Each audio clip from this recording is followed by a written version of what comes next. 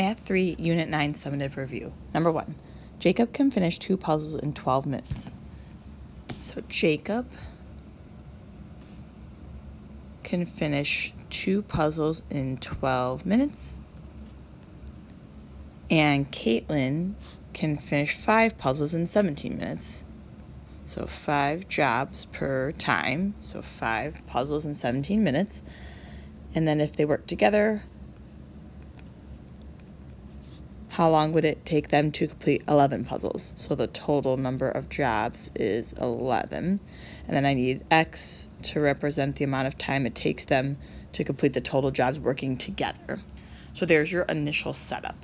As far as a least common multiple goes, we'll do whatever, or sorry, not least common multiple. Oh, least common denominator. Let's do whatever 12 times 17 is. So least common denominator, 12 times 17 is 204. So I'm going to multiply all the terms by the least common denominator of 204. And we're doing that so that we can get rid of all of the fractions. So when you go back to that first fraction, 204 divided by 12 reduces down to 17. So I'm going to cross out the 204, and then I'm left with 2 times x times 17 for that first term. In the next term, 204 divided by 17 reduces down to 12. So then you're left with 5 times x times 12 for that second term. And then after the equal sign, 11 times 204 is 2,244. And then now we just solve like normal. So back up in the front, you get 34x. And then in that next term, you get 60x. And then combine like terms on the left side to get 94x equals 2,244. Divide by 94, divide by 94, and we get our answer. So looks like we have some rounding directions. Round to the nearest tenth. So x is approximately 23.9. And then we want some units. So should be minutes, since they were giving all the time in minutes throughout the problem. So there is our answer. For number 2, Juan can mow 7 lawns in 5 hours. If Juan and Ava work together, they can mow 11 lawns in 3 hours. Working alone, how long would it take Ava to mow 4 lawns? Round to the nearest tenth if needed. So this setup is very similar, but we have some different given information. So let's start with Juan. So he can do 7 lawns in 5 hours. And then let's move to a different color. So if Juan and Ava work together, they can do 11 lawns in 3 hours. So for my total jobs, I want the 11 lawns, and it happens in 3 hours. So the 3 is the time it takes them to do their 11 lawns working together.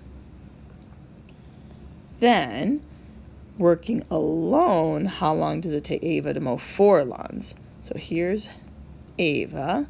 If she works alone, we want to know the time it takes her to do 4 lawns. So x is the bottom of that fraction. That's the time we're looking for. So for a least common denominator, we want 5 times x. So we're going to multiply all the terms by 5x. That way we're getting rid of all of the fractions. So in that first term, the 5 and the 5 cancel out, and we're left with the 7 and the 3 and the x. In the next fraction, the x and the x cancel out, so we're left with 4 times 3 times 5. And then in the back, 11 times 5 is 55. Drag down the x. Back up in the front there, 21x. And then 4 times 3 is 12. 12 times 5 is 60. And then we should just solve for x like normal from here, and we should get our answer.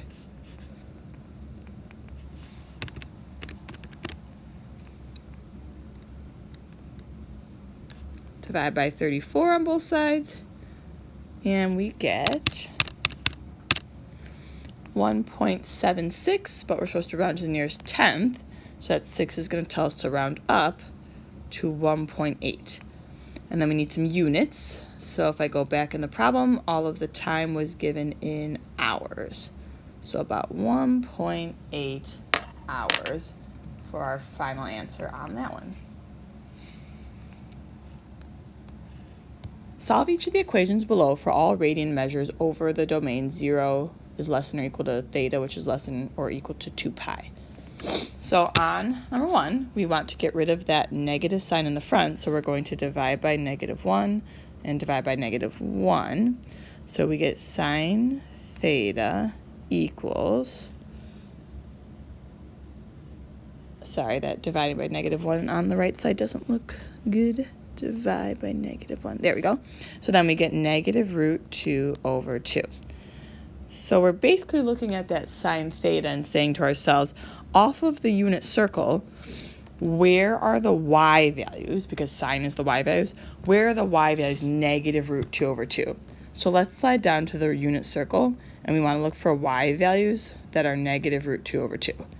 So the y values are negative below the x-axis, so down here. So -√2/2 happens right here, so that would be 5 pi over 4. And then -√2/2 for a y value also happens over here, so 7 pi over 4. So those are our two answers, 5 pi over 4 and 7 pi over 4. So 5 pi over 4 and 7 pi over 4. And again, that's because sine is the y values off of the unit circle. And we were looking for -√2/2, and we just found it in those two spots. Looking at number 4, we want to isolate the cosine theta. So to get rid of the 2 in the front, we have to divide both sides of the equation by 2. So cosine theta equals -√3/2. And then cosine is going to be the x value off of the unit circle. So we're going to scroll back down to the unit circle and look for x values that are -√3/2. So negative x values should be on the left side of the y-axis. So I'm looking for x values that are -√3/2. So right here that happens. So 5 pi over 6 is one of our answers. And then right here that happens. So 7 pi over 6 is our other answer. So 5 pi over 6 and 7 pi over 6.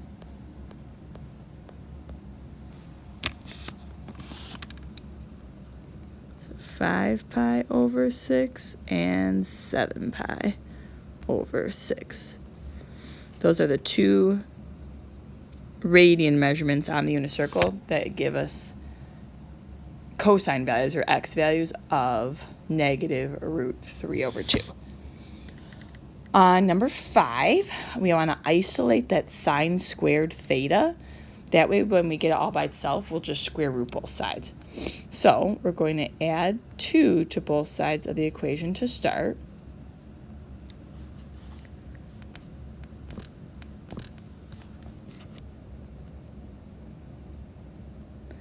And then in order to get rid of that 8 in the front, we're undoing multiplication by doing division. Sine squared theta equals 1/4. I'm just reducing 2 over 8 to 1 over 4.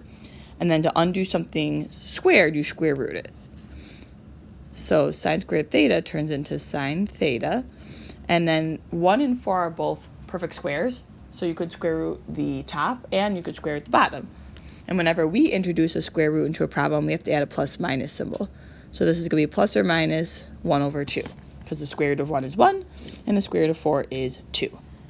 So since sine is y values, on the unit circle, we want to look for all of the y values that are either positive 1/2 or negative 1/2. So positive 1/2 or negative 1/2 for y values.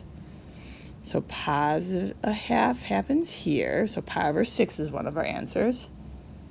Negative 1/2 for a y value happens somewhere. Let's see here. Oh, here's another positive, a half. So on 5 pi over 6. And then here's a negative 1/2. So 7 pi over 6. And looking for y values. And there's another negative 1/2. So 11 pi over 6.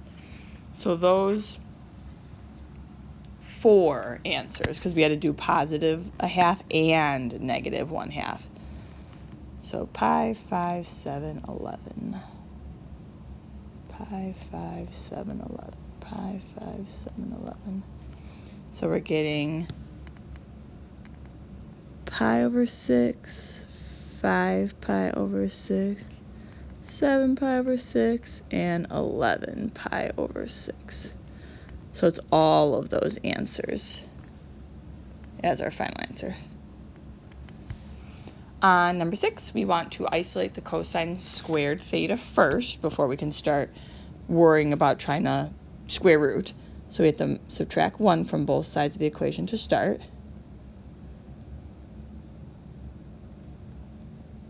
And then in order to get rid of that 3 in the front, we have to undo multiplication by doing division. So divide by 3 on both sides. And then to undo something squared, you have to square root both sides.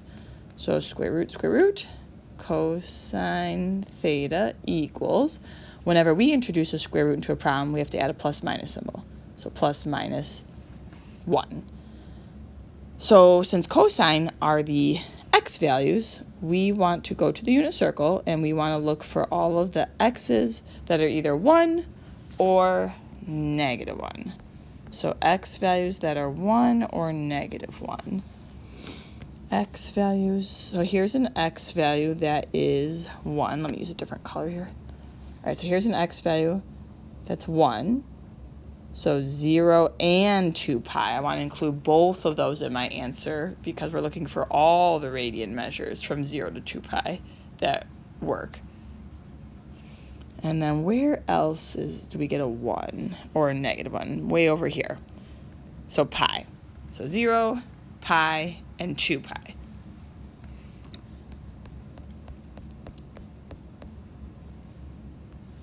So theta equals 0, pi, and 2 pi.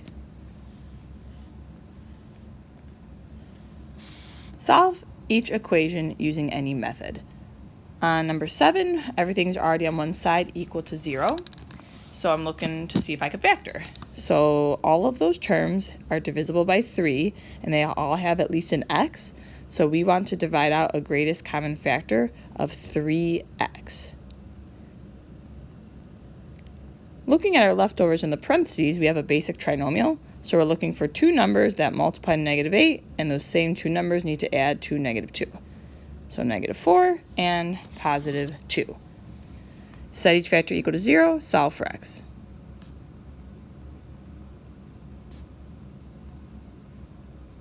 So in that front one, to undo multiplication, you want to do division. And then to undo subtraction, do addition. And then to undo addition, do subtraction. And that should do it for us. So x equals 0, x equals 4, x equals -2. Number 8. I don't see any x terms, I just see x squared terms. So let's isolate the 25x, so actually let's just isolate the x squared by doing order of operations backwards. So I have to subtract 9 from both sides of the equation to start. I would like to divide by 25 to undo multiplication. And then, since the x squared is all by itself now, we can do the square root. To undo something squared, you square root.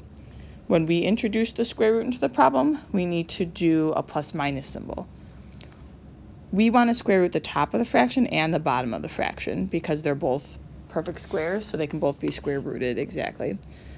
So plus or minus 1/5, because the square root of 1 is 1, and the square root of 25 is 5. On number 9, we want to isolate the radical first before we square root. So to get rid of that 4 in the front, we're undoing multiplication by doing division. So we have to divide by 4 on both sides first.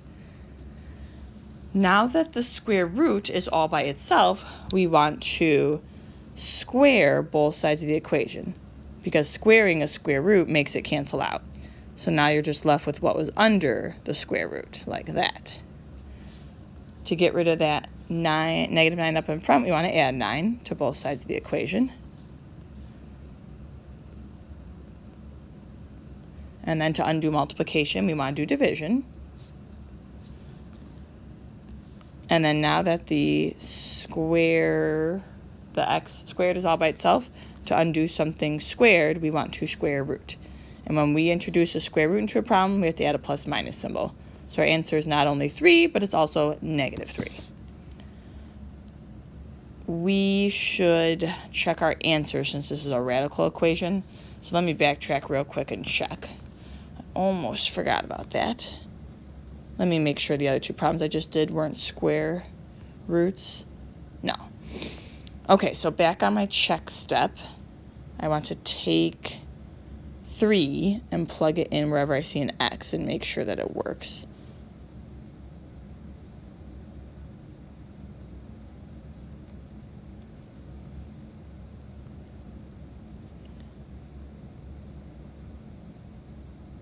So remember, under the square root, don't do 2 times 3, do 3 squared first, because you have to follow order of operations. So 3 squared is 9. So then I have to do 2 times 9 like that. And then negative 9 plus 18 is 9. Square root of 9 is 3. So yes, 12 equals 12. That works. And then for negative 3, kind of running out of space here. I'm going to squeeze this in where? I'll just squeeze it in right here under number 10. So for negative 3, we do 4, and wherever we see an x, we're going to plug in a negative 3.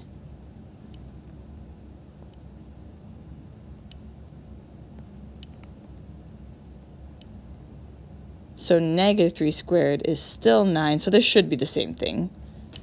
Yes, it's the same thing. So 4 times square root of 9, which is 4 times 3, which is 12. 12 equals 12. Yep, they both work. So there's our little check step there. Let me do a little divider. Sorry, got a little squished here. All right, now we can look at number 10. So the radical is all by itself. So we can dive into the part where we want to square both sides of the equation. So squaring a square root makes it cancel out. So negative 82x minus 1 equals 81. And then I'm going to add 1 to both sides of the equation. So negative 82x equals 82. Divide by negative 82 on both sides. And we should get our answer. X equals negative 1.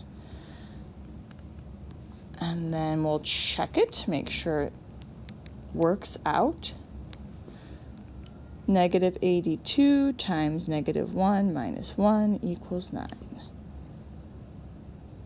So it looks like we are good to go. Yep, 9 equals 9, which is a true statement. So yes, x equals negative 1 is a solution. It works. Number 11, convert the following rating measures to degree measures. So since we're starting in ratings and we want to end in degrees, we want to multiply by 180 degrees over pi radians because we want our radians to cancel out and we want our final answer to be in degrees. So whatever unit of measurement you want your answer to be in, that's what should go in the top of the fraction. And like I've shown in all the videos, you could cross cancel first, or you could just multiply across and then cancel and reduce at the end. Either way is fine. It doesn't really matter. It's just a personal preference thing.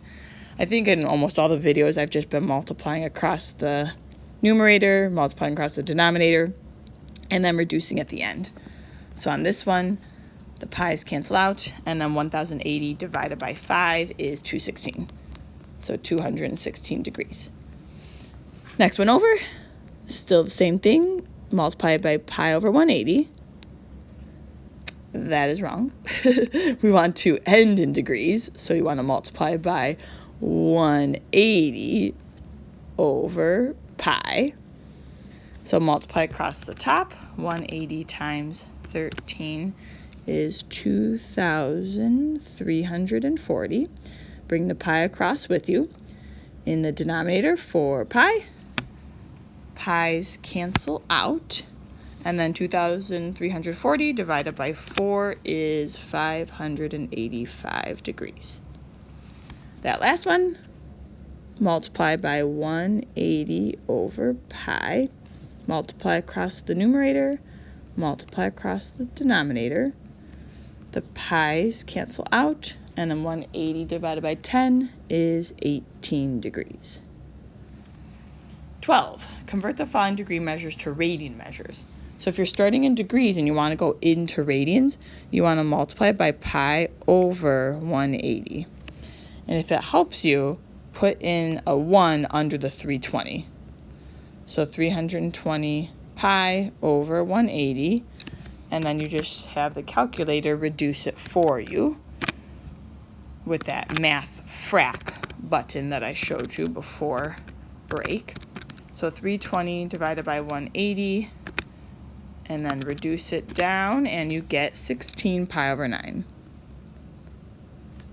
radians.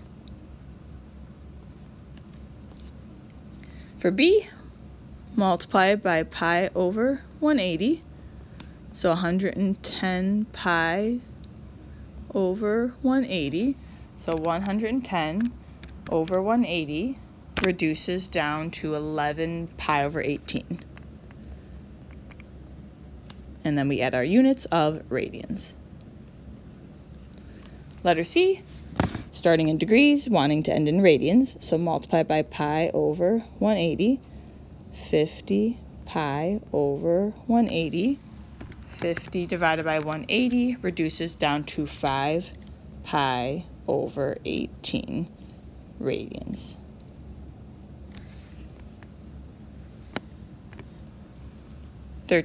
Analyze the three functions below. Determine which function has a greater y-intercept. Circle the function that has the greater value and show where to justify your answer. So if we're talking about a y-intercept, it means we're on the y-axis. So we haven't moved left, we haven't moved right, so x has to equal 0. So if x equals 0 on this graph, I'm talking about the point right here. Let me move that down a little. If you look at your units on your y-axis, looks like it's going by 5s. So that would be 0, -5 for your y-intercept. Next one over, if I'm on the y-axis, x is 0, so take 0, plug it in wherever you see an x, and then just simplify, following order of operations. So anything raised up to the 0 power is 1, and then 1 minus 10 is -9. And then looking at that last one, so h of 0, put a 0 in wherever you see an x. So then -5 times the absolute value of 4 would be -5 times 4, which is -20. And we want to circle the function that has the greater value, so the greater y-intercept. So I'm looking at -5 versus -9 versus -20. So then that would be f of x. So I'm going to circle that function because -5 is the largest number out of -5, -9, and -20.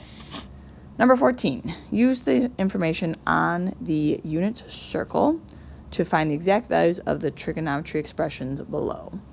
So remember, sine is the y value. So all I do is I literally just look on my unit circle at the y value when we're at 150 degrees. So you just have to slide down the unit circle, find 150 degrees. So here's 150 degrees. And then we want the y value. So 1/2.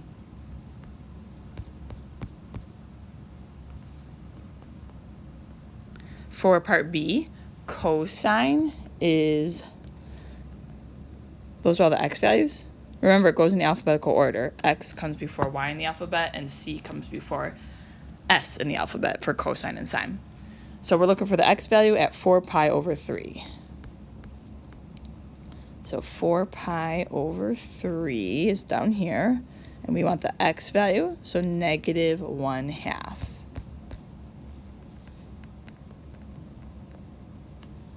Looking at the next one, sine, that's the y value, and we're looking at 2 pi. So here's 2 pi, and we said sine was the y value, so 0. And then on that last one, cosine is the x value, and then we're looking at 210. 210. So here's 210, and we said the x value, so negative root 3 over 2.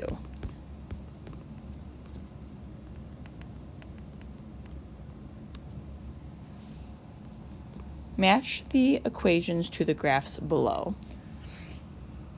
So for sine x, you have to start at the origin and go up.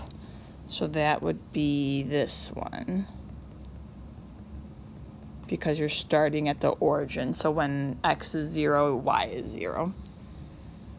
For cosine, you want to start off of the origin. So you want to start at 1, so right over here, because you're starting off the origin. So when x is 0, your output value is 1. Y equals 3 to the x. So that's an exponential equation, so it should be increasing the whole time. So the only graph that's increasing, well, the last graph is also increasing, but it's a cubic function, whereas y equals 3 to the x is supposed to increase slowly at the beginning and then more rapidly at the end. So y equals 3 to the x would be this one, and then y equals x to the third is this bottom right one. And you could do a couple test points, those couple t-charts on these if you weren't sure which one was which. Number 16, use the information on the unit circle to graph f of x equals cosine x over the interval 0 to 2 pi, then identify the list of characteristics for the function. So if you are not super familiar with the points off the unit circle, you could just do a little t-chart like I had mentioned. So for example, I could do x and then cosine x. So my x values I would want to use would be these critical values right here off of the graph. So I would do 0, pi over 2, pi, 3 pi over 2, and then 2 pi. And I would just look at the unit circle. And since cosine is x values, I look at all the x values off of the unit circle. So when x is 0, I'm looking at the x value, so 1. When x is pi over 2, so here's x is pi over 2, I'm looking at the x value, so 0.